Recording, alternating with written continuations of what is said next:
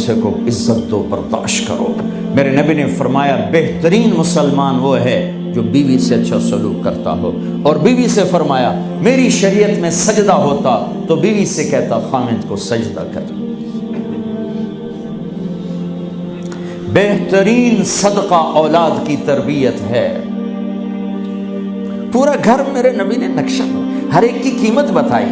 ماں تیرے قدموں تلے جنت، کا کاش میری ماں زندہ ہوتی، تم دیکھتے میں کیا کرتا، میں عشاء کی نماز کے مصلی پر ہوتا، میں سورۃ فاتحہ پڑھ رہا تھا، ادھر سے آواز آتی میری ماں کی محمد، تو میں نماز توڑ کے کہتا لبیک اماں جان۔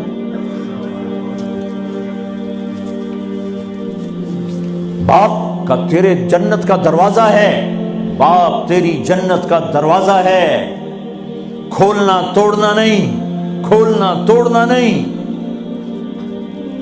توڑ دیا تو جنت میں نہ جا سکو گے۔ سب سے بہترین مسلمان جو بیوی سے اچھا سلوک کرے، سب سے بہترین عورت جو اپنے خامند کی منشا کو دیکھے۔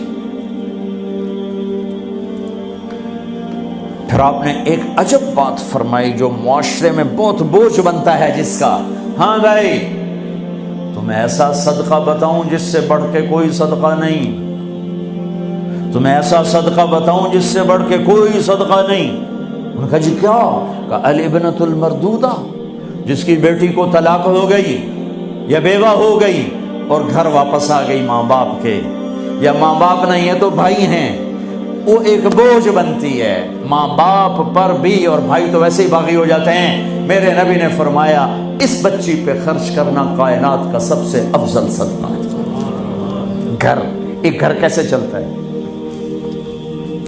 ہمارے ہاں پنجاب سندھ بلوچستان سرحد میں بہنوں کو وراثت میں کوئی حصہ نہیں ملتا، سب بھائی کھا جاتے ہیں۔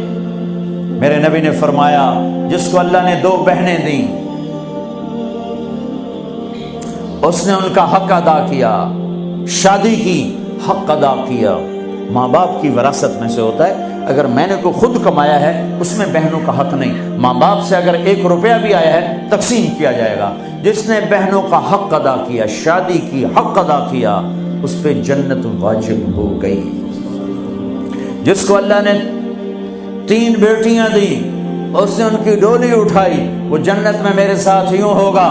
ایک بولے اگر 2 ہوں، کہ جس نے 2 بیٹیوں کی شادی کی وہ بھی ایسے ہوگا۔ اللہ بھلا کرے۔ ایک صحابی کا کہ جس کی 1 ہو، کہ جس کی 1 ہے، اگر اس نے اس کو عزت سے رخصت کیا تو وہ بھی میرے ساتھ ایسے ہی ہوگا۔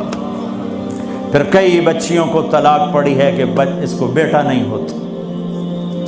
یہاں آنے سے پہلے کا واقعہ، پنڈی سے بچی رو رو برا حال اس کا، میں تو فون سنتا ہی نہیں ہوں ایسے کہ میرا تو کلیجہ پھٹ گیا ہے۔ ہے کہنے لگی کہ سسرال نے کہا تھا بیٹی ہوئی تو طلاق دے دیں۔ میں نے کہا اس میں میرا کیا قصور ہے، اور بیٹی ہی ہوئی اور مجھے طلاق پڑ گئی، اور میں گھر آ گئی 22 سال کی عمر میں۔ بیٹی دینے والا اللہ اور ظلم کرنے والا سسرال۔ میرے نبی کو اللہ نے بیٹے دے کے اٹھا لیے، قاسم اٹھا لیے، عبداللہ اٹھا لیے، ابراہیم اٹھا لیے، 4 بیٹیاں دی، 3 زندگی میں اٹھا لی، زینب، ام کلثوم، رقیہ، تینوں آنکھوں کے سامنے چلی گئیں۔ فاطمہ سے نسل چلی، آپ نے فرمایا لوگوں کی نسل بیٹے سے چلتی ہے، میری نسل میری بیٹی فاطمہ سے چلی۔ اس لعنت کو دھویا۔ عورت کا کیا قصور ہے اگر اس بیچاری کو بچیاں ہو رہی؟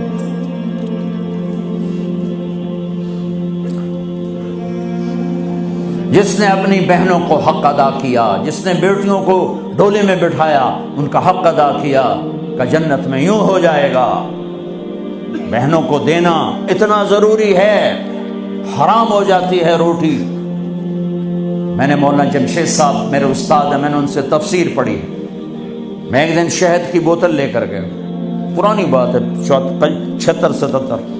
میں نے کہا حضرت یہ ہدیہ ہے۔ فرمایا کہاں سے لائے ہو؟ میں نے کہا میرے اپنے باپ کا۔ فرمایا تیرے باپ نے اپنی بہنوں کو، تیرے باپ نے اپنی بہن یعنی میری پھوپھیوں کو، تیرے باپ نے اپنی بہنوں کو زمین میں سے حصہ دیا تھا؟ یہ سوال کیوں کیا؟ 10 روپے کی شہد کی بوتل تھی اس وقت، کہ اگر دیا تھا تو یہ میں لے لوں گا، اگر نہیں دیا تو پھر یہ حرام ہے، میں نہیں لوں گا، یہ مطلب۔